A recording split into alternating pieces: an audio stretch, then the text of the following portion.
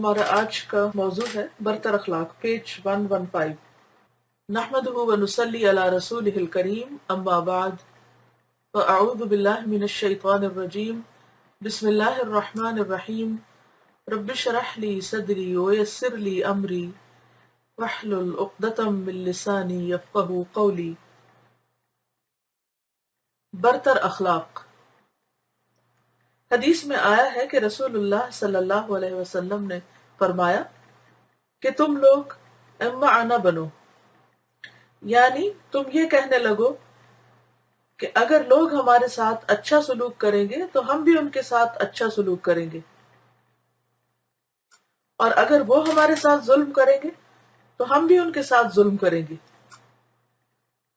بلکہ تم اپنے آپ کو اس کے لیے آمادہ کرو کہ اگر لوگ ہمارے ساتھ اچھا سلوک کریں تب بھی ہم ان کے ساتھ اچھا سلوک کریں گے، اور اگر وہ ہمارے ساتھ برا سلوک کریں تب بھی ہم ان کے ساتھ ظلم نہیں کریں گے۔ لا تکونوا امعة تقولون ان احسن الناس احسننا وان ظلموا ظلمنا ولكن وطنوا انفسكم ان احسن الناس ان تحسنوا وان اساءوا فلا تظلموا۔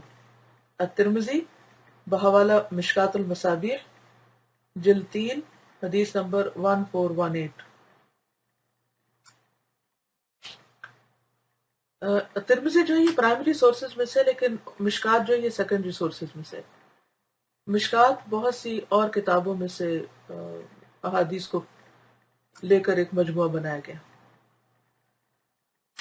یہ لکھتے ہیں کہ اسلامی اخلاق وہ ہے جو برتر اخلاق ہو۔ برتر کا کیا مطلب ہے؟ سپیریئر، اونچا، یعنی ہر حال میں اچھے اخلاق پر قائم رہنا۔ گویا دوسرے لفظوں میں اچھا اخلاق آپ کی پہچان بن جائے،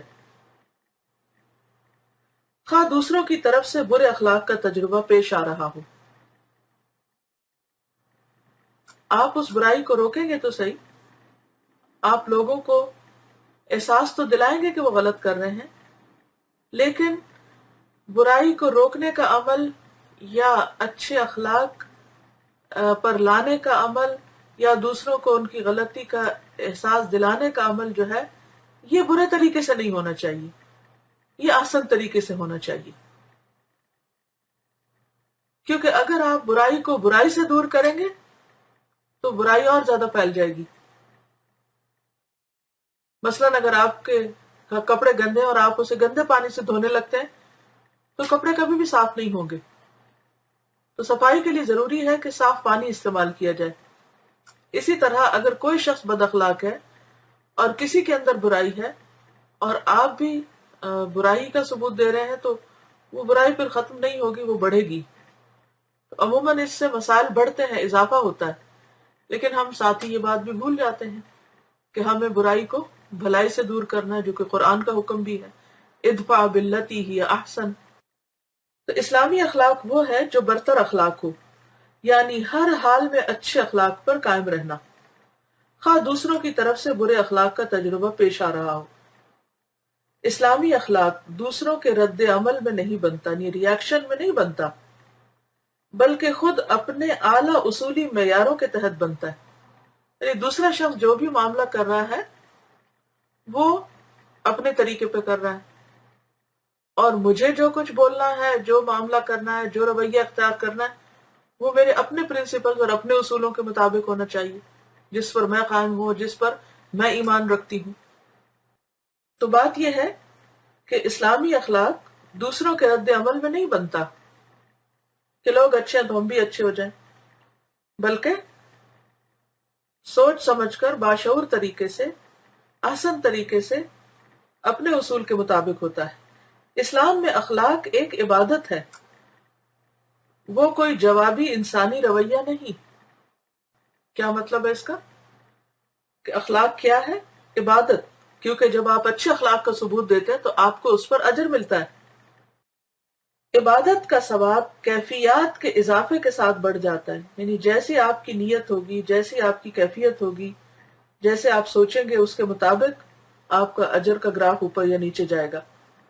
اسی طرح جب کوئی آدمی دوسروں کی طرف سے برے سلوک کا تجربہ پیش آنے کے باوجود ان کے ساتھ اچھے سلوک پر قائم رہے تو اس کا ثواب بھی بہت بڑھ جائے گا، کیونکہ وہ جذبات کی قربانی کی سطح پر جا کر حسن اخلاق کے اصول پر قائم رہا۔ یعنی یہ اسی وقت ممکن ہے کہ انسان اپنے جذبات کی قربانی دے۔ اچھا، جذبات کی قربانی دینا کب آسان ہوتا ہے؟ جب وہ اللہ کے لیے ہو۔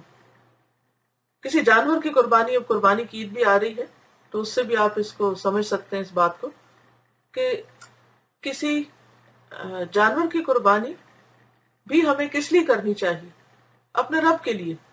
فصل ربک ونحر، نماز بھی رب کے لیے، قربانی بھی رب کے لیے، اور اچھا اخلاق بھی رب کے لیے، اور اچھے اخلاق کے لیے جذبات کی قربانی بھی رب کے لیے۔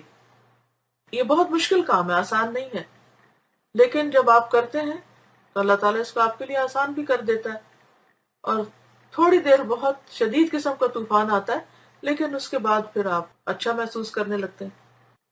تو بات یہ ہے کہ ہمیں اپنے جذبات کی قربانی دینا بھی سیکھنا ہے، تبھی ہم اچھے اخلاق پر فائز ہو سکیں گے۔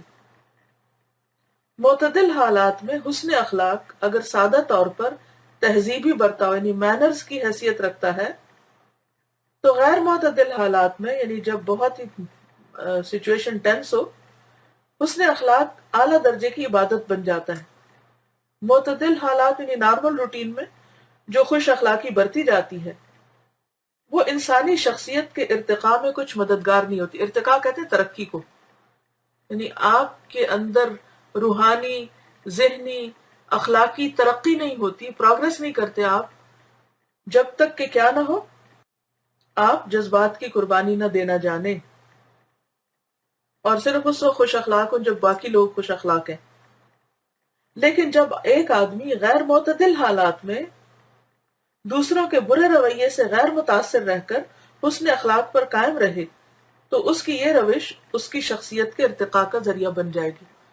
پھر لازمی طور پر وہ شخص دوسروں کے مقابلے میں بلند ہوگا، اس کی عزت، اس کا رعب اور دبدبہ اور اس کی ہیبت دوسروں کے دلوں میں ہوگی، اس کا اجر اور آخرت میں اس کا درجہ دوسروں لوگوں کے مقابلے میں بلند ہوگا، کیونکہ اس نے اپنے آپ کو دوسروں کے رویے کا تابع نہیں کیا کہ لوگ اچھے ہیں تو میں بھی اچھا بن جاؤں، لوگ برے ہیں تو میں برا نہیں، لوگ اچھے ہیں تب بھی اچھے، لوگ برے ہیں تب بھی آپ ہی اچھے، لہٰذا آپ کا دامن صاف، آپ کا سر بلند، اور آپ کی عزت اور قدر جو ہے وہ لوگوں کے دلوں میں بھی اور اللہ کے ہاں بھی انشاءاللہ۔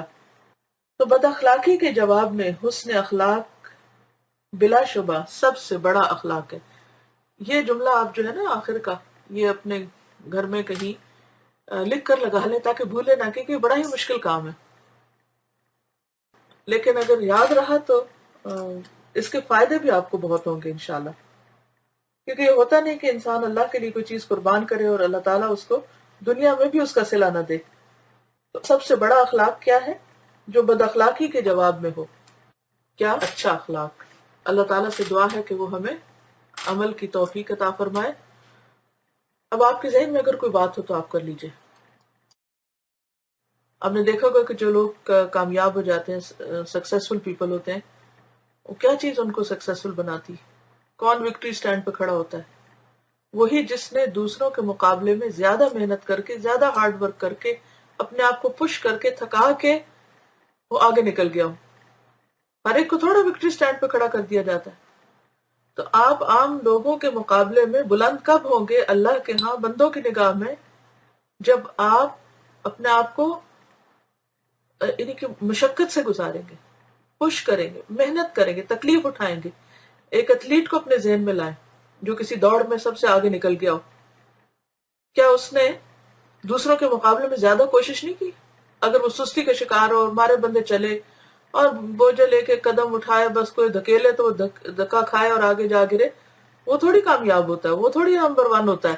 نمبر ون تو وہ ہوتا ہے کہ جو اپنے آپ کو بھی سیلف موٹیویٹڈ ہوتا ہے اور کچھ بھی ہو وہ آس پاس کی پرواہ بھی نہیں کرتا اور اپنی منزل کی طرف دوڑے چلے جاتا ہے۔ تو اگر آپ چاہتے ہیں کہ آپ بلند اخلاق حاصل کریں تو پھر اس کے لیے ضروری ہے کہ آپ اس درجے کی محنت بھی کریں، لوگوں کی باتوں کی پرواہ نہ کریں اور لوگوں کے رویے کے تابع نہ ہو، بلکہ اس سے آگے نکل جائیں۔ انشاءاللہ life will be easy when we do it. इंशाल्लाह। ये कहती है कि मेरे मूड स्विंग्स होते हैं और फिर मैं सम टाइम स्लिप हो जाती हूँ। इट्स वेरी राइट, आप हो जाते हैं ऐसे, लेकिन इसका ये थोड़ी मतलब है कि अगर हम कहीं स्लिप हो जाए तो उधर ही बैठ जाए। जब कोई खिलाड़ी गिरता है तो उधर ही लेट जाता है कि आज मैंने आराम इधर ही फरमाना है। क्या करता है वो गिरने वाला खिलाड़ी? क्या करता है जो रेस कर रहा होता है? वो अगर गिर जाए तो फिर क्या करता है? नहीं पता, कोई किसी ने जवाब नहीं लिखा। मेरी आवाज आ रही है? फौरन उठ जाता है, शाबाश, फौरन उठ जाता है। Again start to run, very good. उठने की कोशिश करता है, दूसरे लोग भी आके उसको उठाने की कोशिश करते हैं, उसको शर्मिंदगी भी होती है, फिर भी उठ जाता है। और वो ये थोड़ी कहता कि लोग मुझ पे हंसेंगे, ये गिर गया था तो अब मैं ना ही उठूं तो स्केप कर लूं। नहीं, बाजू के तरफ से बहुत सख्त गलतियां हो जाती हैं और फिर हम दोबारा उठ जाते हैं। चाहे लोग हमें कहें, देखा तुमने तो ये किया था। हाँ किया था, मेरी गलती थी, मैं भूल गई थी, मैं स्लिप हो गई थी। स्लिप्स तो होगी, तो इससे ना घबराएं। How to keep self confidence high. Self confidence क्या चीज होती है? असल में दीन हमारा तो तवक्कल अल्लाह सिखाता है, हमें अल्लाह पर भरोसा करना है।